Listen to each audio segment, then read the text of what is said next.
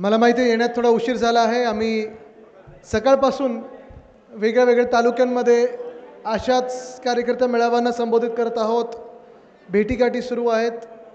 येताना मध्ये एका शेतावर देखील उतरलो होतो आणि मला वाटतं हेच महत्त्वाचं आहे की आज जे आपण करत आहोत, जो संवाद साधत आहोत, हा संवाद आपण लोकसभेच्या आधी देखील साधला होता. त्याच्या आधी निष्ठा यात्रा झाली होती. सरकार असताना तर अनेकदा मी इथे आलेलो आहे, पण सरकार गेल्यानंतर देखील आपण असं सांगत होतं की 2 ते 3दा मी इथे आलेलो आहे. कधी बाहेर चौकात सभा झाली, कधी रोड शो झाला आहे. हे सगळं झालेलं आहे. काय झालं रे? हां ठीक आहे, त्यांच्या माध्यमातून आपण बाहेर पण जातो. थोडं फोटोग्राफरने थोडं बसून घ्या, बाकी चालतं. तुमच्या फोनमध्ये मी नाही येतं. ठीक आहे ठीक आहे, आता दिसतोय का? पण त्यावेळी मी पण तुम्हाला एक जी गोष्ट सांगत होतो ती अत्यंत महत्त्वाची होती आणि आज देखील तेच महत्त्व ह्या महाराष्ट्र स्वाभिमान सभेला आहे. त्यावेळीची लढाई होती आपली, निष्ठा यात्रेत असेल किंवा त्याच्यानंतर लोकसभेच्या वेळी असेल, ही लढाई आपली तशी काही सोपी नव्हती. लढाई करताना दोन्ही बाजू जर एकच असेल, एकाच वजनाच्या असतील, तर ती लढाई आपण एक फेअर ग्राउंड मानतो. पण एका बाजूला भाजप होती, सगळं काही त्यांच्याकडे होतं. ईडी, IT, CBI, पोलीस, सगळी यंत्रणा, निवडणूक आयोग. आणि त्याच बाजूला दुसऱ्या बाजूला आपण इंडिया आघाडी होतो, म्हणजे आपण काँग्रेस आणि राष्ट्रवादी काँग्रेस आणि आपले मित्रपक्ष. आपली लढाई ही या देशातल्या लोकशाहीसाठी होती. आपली लढाई या देशातल्या संविधानासाठी होती, जे संविधान महामानव डॉक्टर बाबासाहेब आंबेडकरांनी लिहून दिलं. आणि ही लढाई आपल्याला आठवत असेल, लोकसभा जिंकल्यानंतर, आणि मी जिंकलो ह्याच्यासाठी म्हणतो, कदाचित सीट गेली असेल, पण लोकसभा एवढ्यासाठी जिंकलो कारण ज्या लोकांना वाटत होतं की ते 400 पार जातील, ज्या लोकांना वाटत होतं की त्यांची हुकुमशाही आपल्यावर लादू शकतील, ज्या लोकांना वाटत होतं की महामानव डॉक्टर बाबासाहेब आंबेडकरांचं संविधान बदलू शकतील, आणि ज्या लोकांना वाटत होतं की संविधान बाजूला ठेवून लोकशाहीला चिरडू शकतील, ते करण्यापासून आपण भाजपला रोखलं, त्या हुकुमशहानं रोखलं. म्हणून मी तुमचं अभिनंदन करायला आलेलो आहे. कदाचित तुम्हाला वाटेल की अरे आदित्य परत तेच बोलतोय, परत निवडणुकीचं का बोलतोय? पण एक लोकसभा निवडणूक निघून गेली, हुकुमशहाला आपण रोखून घेतलं. तिथे त्यांची 240 वर भाजपचे आकडे जे आहेत खासदारकीचे ते तिथे अडवले. आणि हे सगळं झाल्यानंतर देखील सगळ्यात महत्त्वाची निवडणूक आता आपल्या आयुष्यातली ही येणारी निवडणूक आहे, म्हणजे विधानसभेची निवडणूक आहे. आपण ठरवलं पाहिजे की विधानसभेची निवडणूक देखील आपलीच झाली पाहिजे, विधानसभेत आपलाच विजय झाला पाहिजे. अनेकदा आपण विचार करतो की होय मला गावात रस्ता करायचा आहे म्हणून मी अमुकाला खासदार करीन, अमुकाला आमदार करीन. होय मला इथे पिण्याच्या पाण्याचा प्रश्न आहे म्हणून अमुकाला मी आमदार करीन किंवा जिल्हा परिषदेवर नेईन. पण ही निवडणूक नुसतं वॉटर गटर मीटरवर नाही आहे. ही निवडणूक फक्त गावातल्या रस्त्याबद्दल नाही आहे. ही निवडणूक कोण आपल्याला इथून काय सांगून जातं त्याच्याबद्दल नाही आहे. ही निवडणूक आपल्या गेल्या 5 वर्षातल्या संपूर्ण एक्सपिरियन्सबद्दल आहे, संपूर्ण जे काही आपण डोळ्यासमोर बघितलेलं आहे अनुभवाबद्दल आहे. 5 वर्ष म्हणजे 2019 पासून आत्तापर्यंत 24 पर्यंत आपण पाहत आलो. 2 वर्ष ही आपली महाविकास आघाडीची आणि 2 वर्ष ही आत्ता ह्या मिंदे सरकारची, खोके सरकारची. दोन्ही आपण हे जर बाजू पाहिल्या तर आपल्या 2-2.5 वर्षामध्ये उद्धवसाहेब जेव्हा मुख्यमंत्री होते, कोविडचा काळ होता, जागतिक महामारी होती कोविड, आणि आपण लढा तर दिलाच. आणि उद्धवसाहेबांचं जे नेतृत्व होतं त्यावेळीचं, त्याचं कौतुक फक्त आपल्या देशात नाही तर जागतिक पातळीवर वर्ल्ड हेल्थ ऑर्गनायझेशन म्हणजे जागतिक आरोग्य संस्था जी आहे त्यांनी पण केलं होतं की महाराष्ट्र मॉडेल हे जगाने पाहिलं पाहिजे. पण आज आपण पाहत आहोत, आज काही आता पत्ता नाही. सगळे जे काही लक्ष आहे ते कॉन्ट्रॅक्टवर आहे, टेंडरवर आहे, कॉन्ट्रॅक्टवर आहे, पण जनतेवर कुठेही लक्ष नाही आहे. आत्ता शेतात थांबलो होतो आम्ही, एका बांधावर गेलो होतो आत्ता, आणि सहज विचारलं की काय परिस्थिती आहे. जे उत्तर सगळीकडे मिळतं ते मला इथे पण मिळालं. इथे मला शेतकरी बांधव किती जरा हात वरती करून दाखव. सगळे तुम्ही शेतकरी आहात. खोटे शेतकरी नाहीत ना, खरे शेतकरी आहेत. पक्षांनी बोलवलेले शेतकरी नाहीत ना, खरे शेतकरी आहेत, ओरिजिनल. म्हणजे मिंदींसारखे नाही आहेत ना तुम्ही, ओरिजिनल आहात. आज जे मला उत्तर मिळालं तेच मी तुम्हाला विचारतोय. आपलं शेती जी चाललेली आहे, सगळं काही नीट आहे का, बरं आहे का? हे 50 खोकेवाले जसं एकदम ओके बोलतात तसं सगळं काही एकदम ओके आहे का? का नाही ओके? शेतमालाला भाव आहे, महागाई आहे, परवडतं सगळं. आता मला तुम्ही सांगा, आम्ही जेव्हा शहरात एखादं भाजीपाला घ्यायला जातो, फळ घ्यायला जातो किंवा काही तुमच्या शेतातलं घ्यायला जातो, थोडी जर किंमत इकडे तिकडे झाली की आम्ही बोंबाबोंब सुरू करतो, अरे हे सगळं महागलं आहे, ते सगळं महागलं आहे. पण तुम्ही जेव्हा बोलता की खतावर GST आहे, खताचा भाव वाढत चालला आहे, कोणी तुमचं ऐकतंय का? गेल्या 2 वर्षात परिस्थितीची बिकट होत चाललेली आहे. काल परवाकडेच मी वाचत होतो, काही काही जिल्ह्यांमध्ये तर जणू काय प्रत्येक आठवड्यात एक आत्महत्या होते. पण हे सगळी परिस्थिती पाहून तुमच्याकडे कोणीतरी सांगायला तरी येते का सरकारमधून की बाबांनो आम्ही तुमच्या सोबत आहोत? ह्या राज्याचे कृषी मंत्री कोण आहेत? ऐकलेत का कोणी? नाव माहिती आहे का? पाहिलंय का कधी? आपल्या जिल्ह्यात आलेत का? तालुक्यात आलेत का? बांधावर आलेत का? कधीच नाही आलेत. आता येतील निवडणूक आले की घराघरा फिरतील, मग काहीतरी माझा लाडका शेतकरी अशी योजना काढतील. पण हे सगळं जे चालू आहे ह्याची तुलना आपल्या 2 वर्षाबरोबर करा, 2.5 वर्षाबरोबर करा. आपल्या 2.5 वर्षाच्या काळामध्ये महाविकास आघाडीचं सरकार असताना जेव्हा 2019मध्ये उद्धवसाहेब मुख्यमंत्री बनले होते, लगेचच त्यांनी कर्जमुक्ती जाहीर केली. 2 लाखापर्यंत ज्यांची कर्ज या महाराष्ट्रात होती, ज्या शेतकऱ्यांची कर्ज होती ती कर्ज मुक्त करून दाखवली. हे आपलं सरकार होतं. खरं बोलतोय ना मी? खोटं बोलतोय का? खरं आहे ना मी बोलतोय ते. मला आठवतं तो दिवस, मला आठवतो नागपूरचं अधिवेशन होतं आणि उद्धवसाहेबांनी सगळ्या अधिकाऱ्यांना बोलून घेतलं होतं. ते देखील आले आणि सगळ्या अधिकाऱ्यांनी सांगितलं होतं की उद्धवसाहेब सांगा, तुम्ही मुख्यमंत्री आहात, तुमच्या मनात काय आहे, कोणाला मदत करायची, कोणासाठी मदत करायची, सगळे जे काही आर्थिक मदत करायची, तरतूद करायची ती कशासाठी करायचे. आणि उद्धवसाहेबांनी सांगितलं होतं की मी निवडणुकीच्या वेळी शेतकऱ्यांना शब्द दिलेला आहे की मला कर्जमुक्ती करायची, माफ नाही, गुन्हेगाराला पण माफ करतो, कर्ज माफी नाही तर कर्जमुक्त करायचं आहे आणि ते मला माझा पहिला निर्णय म्हणून ते करायचं. काही काही राजकीय मंडळी आजूबाजूला होती, ते गालातल्या गालात हसायला लागले की अरे हा काय माणूस आहे, याला राजकारण कळतं का? तर उद्धवसाहेबांनी विचारलं काय झालं, काय इथे काय गडबड चालू रे? तर उद्धवसाहेबांनी विचारलं काय गडबड, काय नक्की काय झालं, तुम्ही का गालातल्या गालात हसताय? अधिकाऱ्याने विचारलं तुमच्या चेहऱ्यावरचं प्रश्नचिन्ह काय? तर त्या राजकीय मंडळींनी सांगितलं साहेब ठीक आहे, तुम्ही आत्ता मुख्यमंत्री झालात, मागच्याच आठवड्यात शपथविधी झाली आहे, तुमचं मन राजकीय नाही आहे, तुम्ही जे असली राजकारणी लोक असतात तसे नाही आहेत, तुम्ही पॉलिटिशियन ज्याला बोलतात तसे नाही आहेत, तुम्ही प्रत्येक गोष्टीत राजकारण नाही ना, तुम्ही एकदम मनातून विचार करता, हृदयातून विचार करता. ठीक आहे, तुम्ही आत्ता कर्जमुक्ती करायची, पण हे सगळे खेळ साहेब निवडणूक जवळ आली की करायचे असतात, आत्ता नसतं करायचं, अजून आपल्या निवडणुकीला 5 वर्ष आहेत. आणि उद्धव साहेबांनी सांगितलं मी राजकारणी नाही आहे, मी कुटुंब प्रमुख म्हणून मला ओळख माझी हवी आहे, मला माझ्या जनतेचं काम करायचं आहे, मी जो शब्द दिलेला आहे तो पाळणार आणि पहिलाच निर्णय कर्जमुक्तीचा घेणार. तो घेतला, ते आपण काम करून दाखवलं. तसंच मला आठवतं कोविडच्या काळी देखील अर्थचक्र राज्याचं आपलं बंद पडलं होतं, पण जेव्हा जेव्हा आपल्यावर काही संकट आलं असेल, काही आपत्ती आली असेल, मग गारपीट असेल, सततचा पाऊस असेल, कधी दुष्काळ असेल, जी काही मदत आपण करू शकलो ती केली आपण.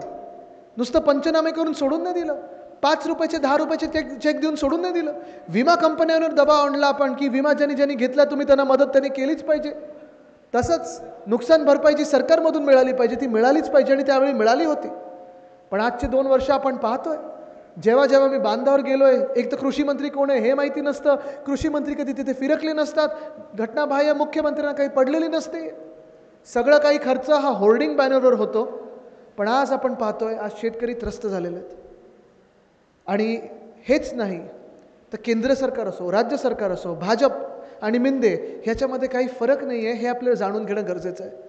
कदाचित उद्या निवडणूक लागेल, अजून निवडणूक कधी लागेल हे कोणाला माहिती नाही, कारण निवडणूक आयोगाला अजून भाजपकडून परवानगी मिळाली नाही की महाराष्ट्रात निवडणूक लावा. त्यांनी हरियाणामध्ये लावलेली आहे, त्यांनी काश्मीरमध्ये लावलेली आहे, पण महाराष्ट्र आणि झारखंडात अजून निवडणूक लावलेली नाही आहे. आणि हेच तुम्हाला सांगायचं आहे की हीच ती भाजप आहे.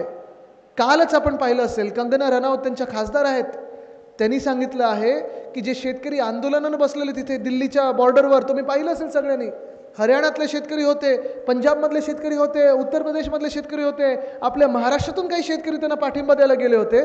त्या शेतकऱ्यांना भाजप अतिरेकी बोलून झाले, नक्षलवादी बोलून झाले, माओवादी बोलून झालं, त्यांच्यावर लाठीचार्ज करून झालाय, अश्रुधूर सोडून झालाय. गोळीबार करून झालाय, पण अजून त्यांच्या मनातला राग, भाजपाच्या मनातला राग शेतकऱ्यांबद्दलचा हा काही जात नाहीये. कालच कंगना रनौत बोललेले आहेत की शेतकरी तिथे बसले होते, तिथे रेप चालले होते आणि मर्डर चालले होते. आपण जर सगळे शेतकरी असाल तर हे तुम्हाला वाक्य मान्य आहे कंगना रनौतचं?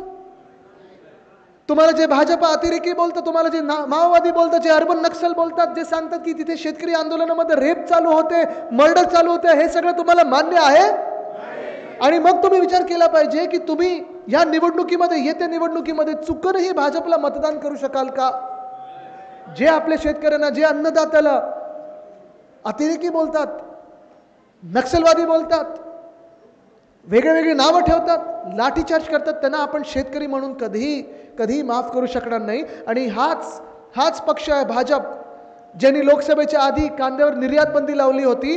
तुम्ही आंदोलन केलं तेव्हा पहिली कांद्याची निर्यात बंदी उठवली, ती गुजरातमध्ये उठवली आणि त्याच्या 1 महिन्यानंतर इथे महाराष्ट्रात उठवली.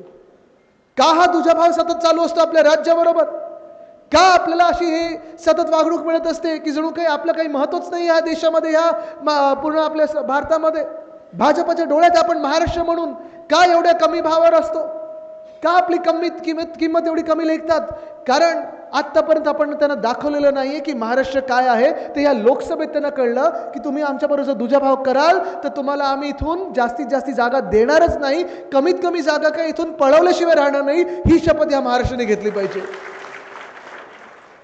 पण असं आपल्या शेतकऱ्यांबरोबर दुजाभाव होतो, कृषी क्षेत्रात आपल्या दुजाभाव होतो महाराष्ट्रासोबत, तसंच उद्योग क्षेत्र देखील काही पुढे आणि भलं काही चाललं नाही. उद्योग क्षेत्रामध्ये आपल्या महाराष्ट्रात साधारणपणे 250 ते 200 आमदार असे आहेत जे सत्ताधारी पक्षामध्ये बसलेले आहेत. मग त्याच्यात भाजपाचे आहेत, त्याच्यात मिंदेंबरोबर पळालेले 40 चोर आहेत, त्याच्यात फुटलेले राष्ट्रवादी काँग्रेसले आहेत, काही त्यांचे अपक्ष गेलेले आहेत.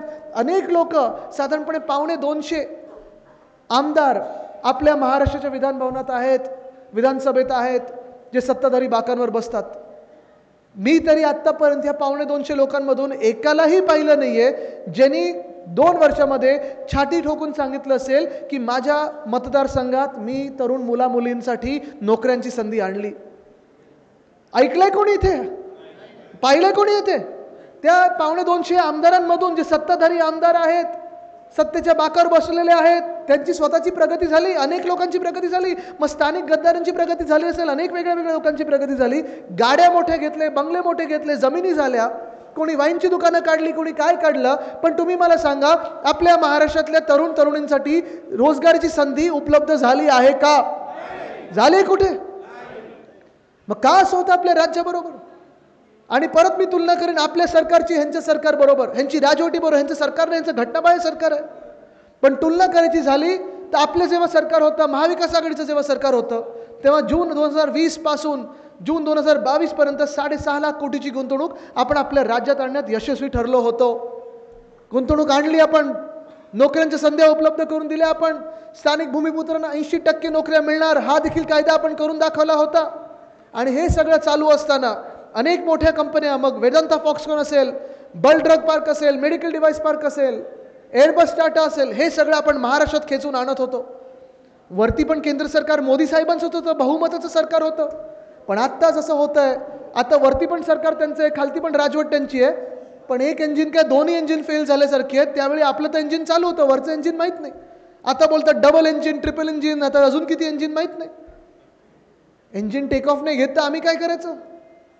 आज प्रश्न हा पडलेला आहे मला की 2 वर्षामध्ये, 2.5 वर्षामध्ये मी एक 34 वर्षाचा युवा म्हणून सतत सगळीकडे जात आहे, प्रत्येक जिल्ह्यात जात आणि विचारत आहे की तुमच्याकडे नोकऱ्या आहेत का? नवीन नोकऱ्यांच्या संधी उपलब्ध झाल्यात का? रोजगाराच्या संधी उपलब्ध झाल्यात का? कधी नवीन उद्योगधंदा तुमच्या जिल्ह्यात आलाय का?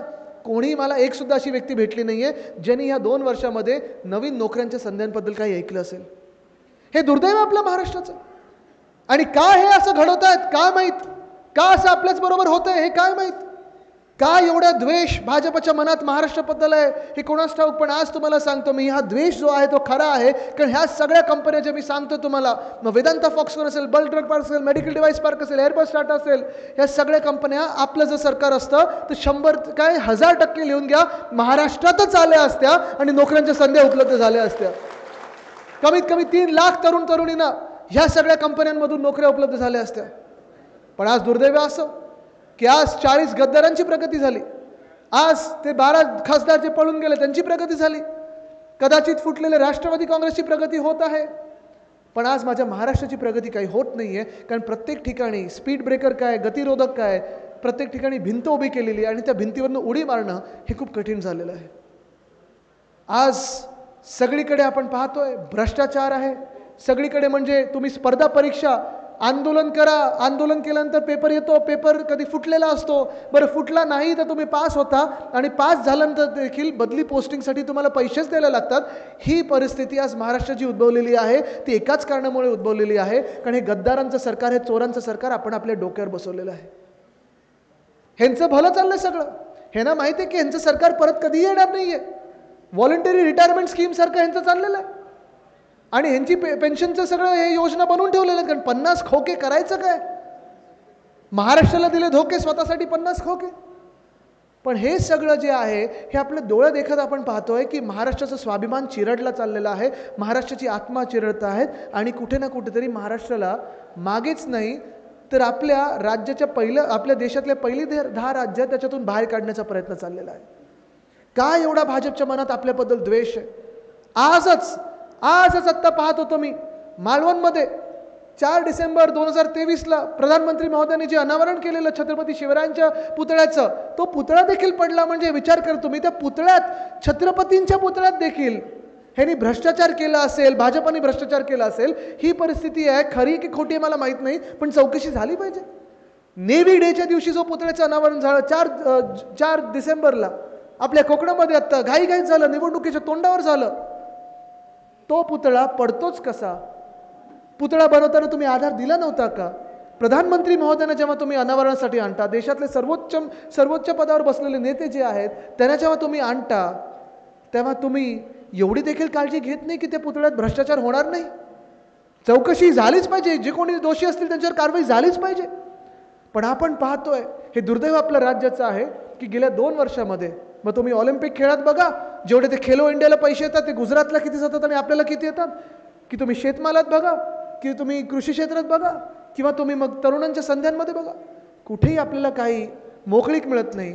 श्वास घ्यायला एक वेळ नाही, संधी नाही, कुठेही वाढायला संधी मिळत नाही.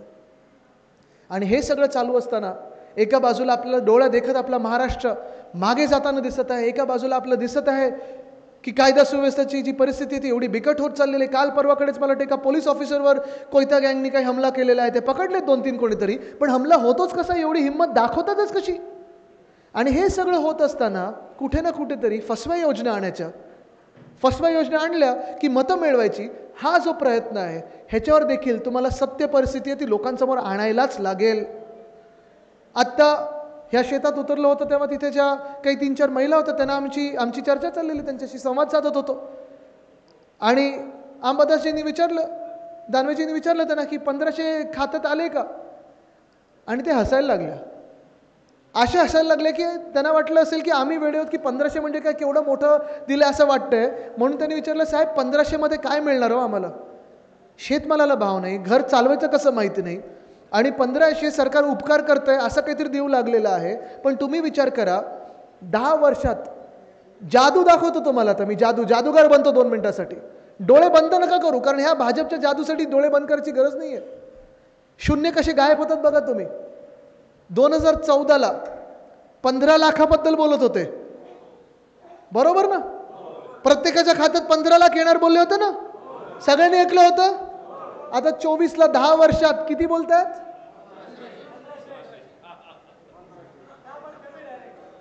शून्य झाले ना गायब. म्हणजे 15 लाखाबद्दल बोलणारे आता 1500वर आलेत. ताईनं तुम्ही विचारा, शेतकरी बांधवांना विचारा, जेव्हा पंचनामे होतात आणि मदत जेव्हा येते तेव्हा 15 रुपयाचं चेक, कधी 2 रुपयाचे चेक असं येतात. हे 1500चं चुकून ह्यांचं सरकार डोक्यावर बसलं तर पुढच्या वर्षीपासून पुढच्या महिन्यापासून तुम्हाला 15 रुपयाचे चेक यायला लागतील. 15 रुपयाचे चेक यायला लागतील. निर्लज्ज सरकार आहे. काल पण ते घटनाबाह्य मुख्यमंत्री विचारत चाललेले, पैसे मिळाले का असे विचारतात की सगळे आता लाखपती झालेले आहेत, करोडपती झालेत. कदाचित त्यांच्या मनात ते असेल, ते जसं आमदारांना विचारत होते ना, खोके मिळाले का, तसं सगळीकडे विचारत चाललेले. असे मुख्यमंत्री मी पहिल्यांदा पाहिलेत. पैसे मिळाले.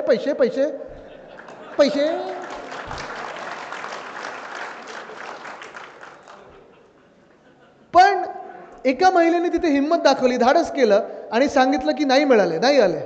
लगेच प्रश्न बदलला. सांगितलं मग आता पैशाचं काय करणार?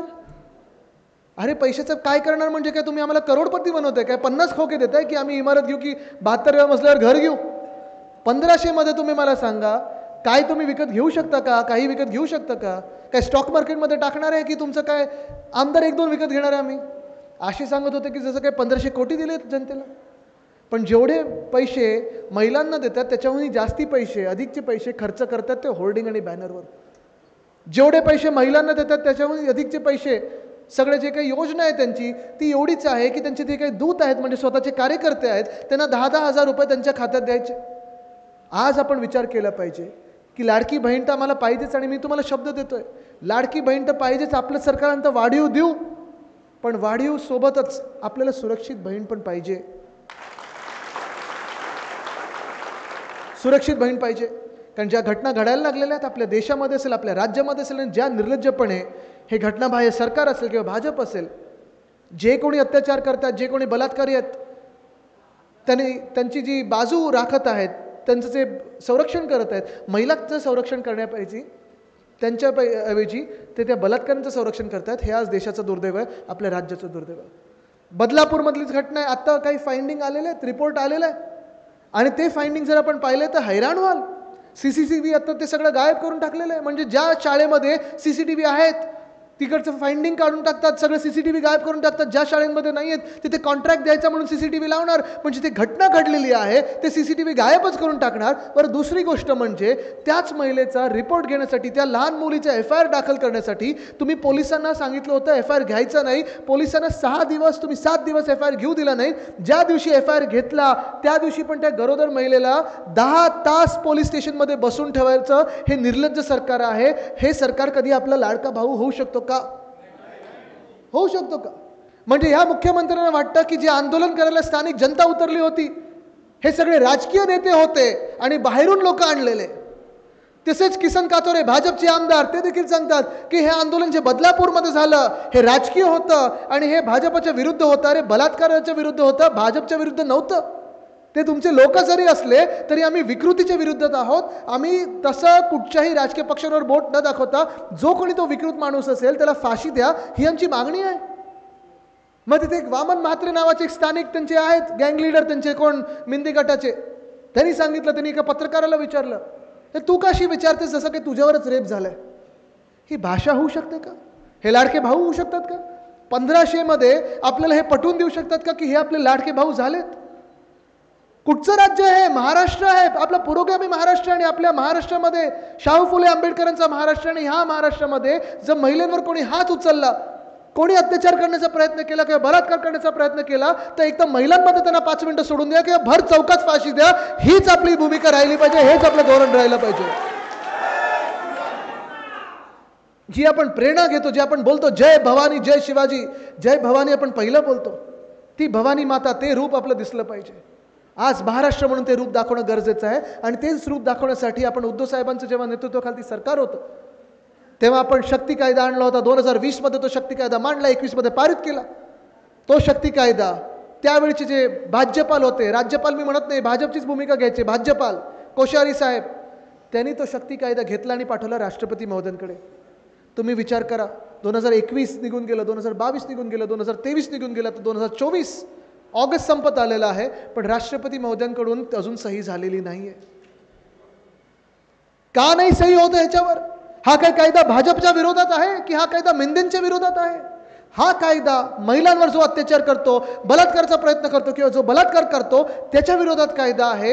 कायद्याला आपण शक्ती देत आहोत आणि म्हणून शक्ती कायदा त्याचं नाव केलेलं आपण. पण आज आपण पाहत आहोत की भाजपला महाराष्ट्राबद्दल द्वेष एवढा आहे की महिलांच्या हितात देखील एक कायदा बनत असेल तरी तो त्यांनी पाठवला राष्ट्रपती महोदयांकडे आणि तिथे जाऊन प्रलंबित राहिलेला आहे 3 वर्ष. असाच तो कायदा प्रलंबित आहे. आपण न्यायाची अपेक्षा करायची तरी का आणि कशी आणि कोणाकडून? भाजपाकडून कशी न्यायाची अपेक्षा करू शकतो आपण? मला आठवतं काही वर्षांपूर्वी गुजरातमध्ये एक रेप झाली होती. बिल्किस बानो नावाची बाई होती, महिला होती, तिच्यावर रेप झाला. तो रेप होत असताना तिच्या डोळ्यात देखत तिच्या तरुण मुलीला, लहान मुलीला डोकं फोडून चिरडून मारून टाकलं होतं. त्या बलात्कारानं, त्या अत्याचारी लोकांना सुप्रीम कोर्टाने सजा सुनावली होती. जन्मठेपेची सजा सुनावली होती आणि ती जन्मठेप संपायच्या आधीच गुजरातमधल्या भाजप सरकारने ह्या बलात्कारांना बाहेर आणलं, त्यांची आरती ओवाळली, त्यांना गळ्यात हार घातले आणि अभिमानाने त्यांना गावात सगळीकडे फिरवलं प्रचारासाठी भाजपाच्या. असलं भाजप हे आपलं लाडका भाऊ होऊ शकतं का? जी महिलांची कदर करत नाही, महिलांचा आदर करत नाही. ठीक आहे, बिल्किस बानोची जातपात धर्म कुठचाही असेल, पण आपल्याला जी शिकवण आहे वंदनीय हिंदू सम्राट बाळासाहेब ठाकरेंची ती हीच आहे की जातपात धर्म न बघता ज्यांनीही बलात्कार केला असेल त्याला भर चौकात फाशीच झाली पाहिजे, तर आणि तरच तुम्ही लाडके भाऊ असू शकता, नाहीतर तुम्ही भाऊ मानण्याचे तुमची लायकी नाही. पण तसेच प्रधानमंत्री महोदय कर्नाटकमध्ये गेले.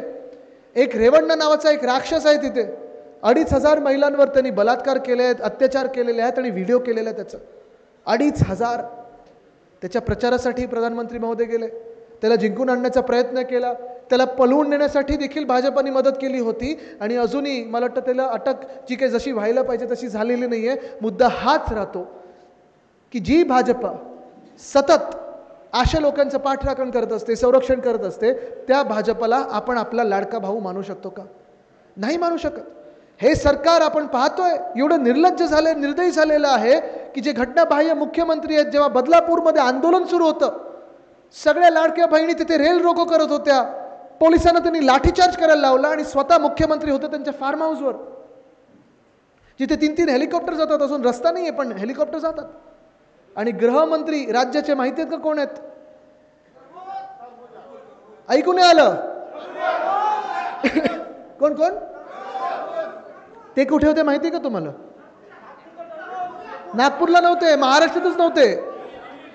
बदलापूरचं आंदोलन होत असताना गृहमंत्री महोदय दिल्लीत होते, राजकीय चर्चा करायला गेले होते, फिरकलेही नाहीत बदलापूरमध्ये. मग आपण न्याय कोणाकडून मागायचा आणि मग न्यायाची अपेक्षा कोणाकडून करायची? ही सगळी परिस्थिती आपल्या डोळ्यासमोर ठेवल्यानंतर तुम्ही ठरवायचं आहे की जे चाललं आहे ते मान्य आहे की तुम्हाला बदल घडवायचा आहे.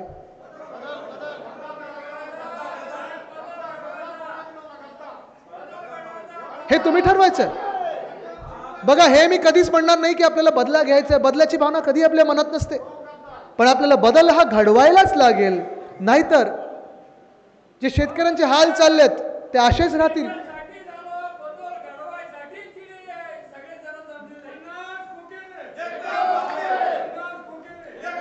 मी तुम्हाला सांगतोय, आज जो महाराष्ट्राचा स्वाभिमान चिरडला चाललेला आहे, स्वाभिमान, आत्मा, अस्मिता आपली चिरडली जात आहे, ती भाजपच्याच हातात राहिली.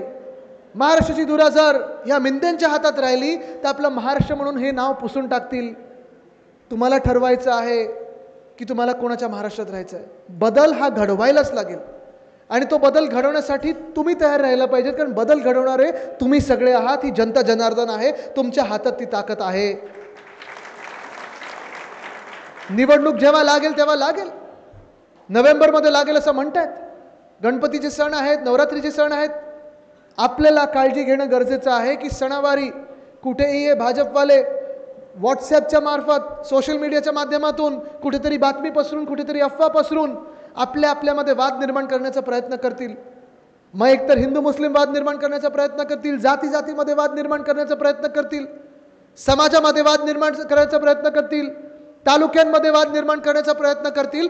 आपल्याला ठरवायचं आहे की आपण त्यांच्या आमिषाला, त्यांच्या धमकवण्याला, त्यांच्या या खोटारडेपणाला बळी पडणार आहोत की महाराष्ट्र म्हणून स्वाभिमानाने उठणार आहोत. तुम्ही ठरवायचं आहे, तुम्ही ठरवायचं आहे. कारण जर ताकद आपली पाहिजे असेल, जर आपल्याला आपलं राज्य जपायचं असेल, जोपासायचं असेल, आपला स्वाभिमान जोपासायचा असेल, तर मग आपल्याला त्या जोपासण्यासाठी, आपल्याला तो स्वाभिमान राखण्यासाठी आपल्याला सर्वांना एकत्र यायला लागेल.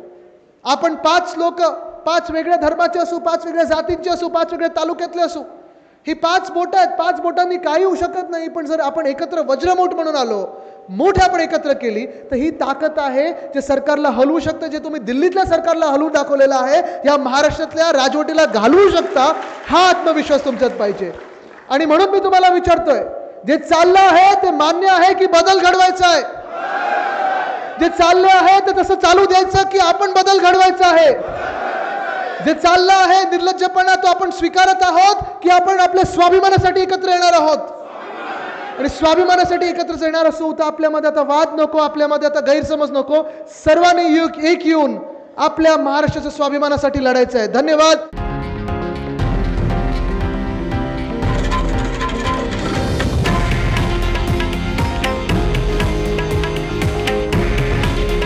हे आहे देशातील नंबर 1 न्यूज नेटवर्क आणि आपण पाहत आहात TV9 मराठी. काळजी तुमची, हित महाराष्ट्राचं.